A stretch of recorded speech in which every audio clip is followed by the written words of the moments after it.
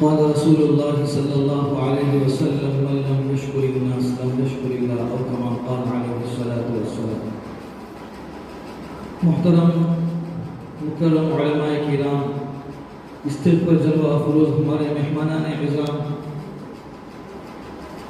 پیارے نبی صلی اللہ تعالی علیہ وسلم کی مختصر سی حدیث کا ٹکڑا آپ کے سامنے پیش فرمایا، جس میں اللہ کے نبی فرماتے ہیں کہ جو لوگوں کا شکر ادا نہیں کرتا وہ اللہ کا بھی شکر ادا نہیں کرتا۔ حقیقت میں رب کریم نے ہم سب کو بہت ساری نعمتوں سے نوازا ہے۔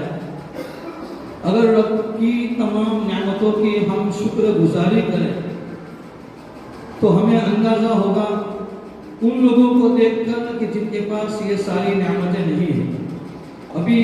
15 دن پہلے کی بات ہے، جب میں MP کے سفر میں تھا، 15 دن مکاتب کی لائن کے اعتبار سے اور پانی کے بورنگ کے سلسلے میں جانا ہوا دیواس اور اجین اور بھوپال کے علاقوں کی طرف، اور وہاں سے اندر میں 200 کلومیٹر اور 150 کلومیٹر کے اندر دیہاتوں میں نے اپنی آنکھوں سے دیکھا ایک مکتب کو کہ جو ایک دم خستہ حالت میں ہے، لیکن ایک استاد 45 بچوں کو لے کر بیٹھا ہے، جہاں کوئی اتنا منظم نظام بھی نہیں ہے، لیکن بچے تڑپ رہے ہیں۔ پانی کے لیے ایک مسجد میں جانا ہوا بورنگ کے سلسلے میں، تو دیکھا کہ آدھا کلومیٹر دور سے پانی ہر نماز کے وقت مصلیوں کے لیے لانا پڑتا ہے۔ ایسے بہت سارے واقعات ہیں۔ تو وہاں جا کر میں نے وہاں کے لوگوں کو، میرے ساتھ جو اپنے لوہارا اور پاندولے کے ایک ساتھی تھے، ان کو میں نے کہا کہ دیکھو اللہ تعالیٰ نے ہمارے علاقوں میں کون سی نعمت نہیں دی ہے، ہر نعمت سے اللہ نے ہمیں نوازا ہے، لیکن ہم نام بدلے ہیں کہ ان ساری نعمت کے ہونے کے بعد بھی ہم اپنی زبانوں پر اللہ کا شکر نہیں لاتے۔ حقیقت میں بہت ساری نعمتیں ہیں۔ اس کے اوپر مولانا رضوان صاحب ہمارے ساتھی نے بہت اچھی بات کی اور قرآن کریم کی اس آیت کریمہ کی وضاحت فرمائی، اور اس کے بعد ہمارے حاجی ابراہیم داؤدی صاحب نے بہت ہی اپنے دل کی دردمندان سے وہ گفتگو ہمارے سامنے پیش فرمائی۔ میں اس مبارک مجلس میں اللہ تعالیٰ کی طرف متوجہ ہو کر اللہ سے دعا کرتا ہوں کہ اللہ تعالیٰ ہمارے اس مشن کو کامیاب فرمائے، اور اس میں اس موقع پر وہ بات سناؤں جو گزشتہ کل پانولی کے اندر تکمیل قرآن کریم کے موقع پر مکاتب کی اہمیت پر بات کرتے ہوئے ایک بات حضرت علی میاں ندوی رحمۃ اللہ علیہ کا ایک مقولہ سنایا تھا کہ حضرت علی میاں ندوی رحمۃ اللہ علیہ فرماتے ہیں کہ اپنے بچوں کو ڈاکٹر بنانے سے 1000 بار بہتر، اور اپنے بچوں کو اچھی نوکری دلانے سے لاکھوں مرتبہ بہتر ہے کہ اپنے بچوں کو سچا اور پکا مسلمان بنایا جائے۔ حضرت مولانا منظور نعمانی رحمۃ اللہ علیہ، جو مولانا سجاد صاحب نعمانی دعوت برکاتہم کے والدہ گرامی ہیں، انہوں نے تعلیمی انتظام کو خطاب کرتے ہوئے فرمایا تھا کہ اگر تمہیں رہنا ہے اس دنیا میں تو پھر یا تو دونوں میں سے کسی ایک بات پر راضی ہو جائیے، یا تو یہ ہے کہ آپ کفر اور شرک کی اوپر راضی ہو جائیے، یا تو پھر اپنے آپ کو ایمان پر اور اسلام پر جمانے کے لیے جتنی محنت کی ضرورت ہو وہ محنت کے لیے، وہ مجاہدے کے لیے تیار ہو جائے۔ ضرورت اس بات کی ہے کہ ہم اپنے آپ کو بھی اپنے بچوں کی تعلیم و تربیت کی فکر کریں، اور اس کے لیے جتنی محنت اور جتنی کوشش کی ضرورت ہے اس میں آگے بڑھیں۔ ورنہ مولانا خلیل صاحب نے جو بات بتائی تو فوراً اس بات کو سنتے ہوئے میرا ذہن ایک بات کی طرف گیا کہ میں بھی 1-2 مہینے پہلے یا کچھ مہینے پہلے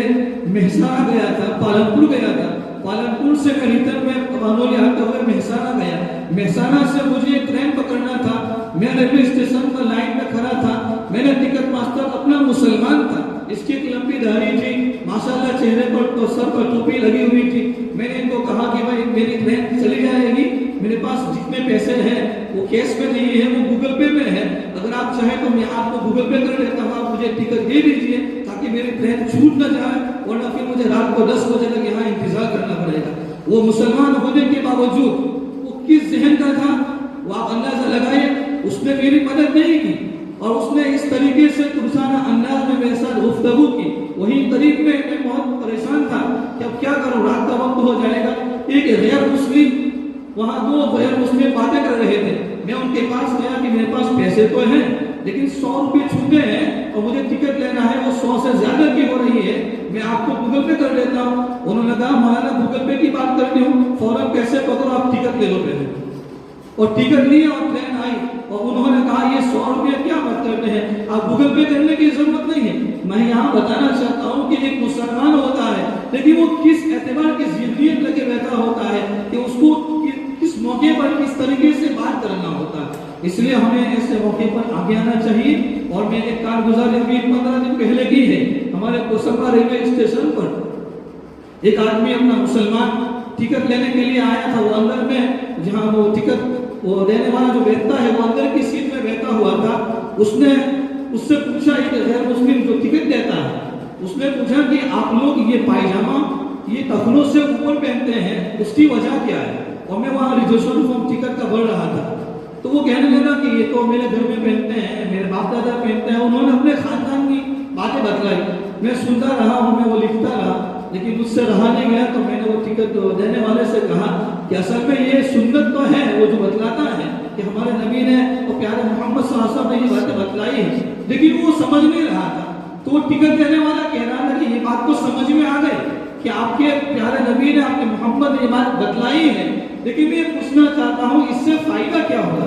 तो फिर मैंने कहा कि किताब के अंदर एक दफ्तर है जो अमेरिका के दफ्तर है, जो जदीद साइंस और सुन्नत उसके ऊपर रिसर्च किया है, और इनके बारे में लिखा है कि अगर ये जो तखनों यानी जो अपनी घुटी है, वहाँ जो रगें होती है, अगर उस रगों पर यानी उस नस पर अगर ये कुदरती हवा नहीं लगेगी, तो फिर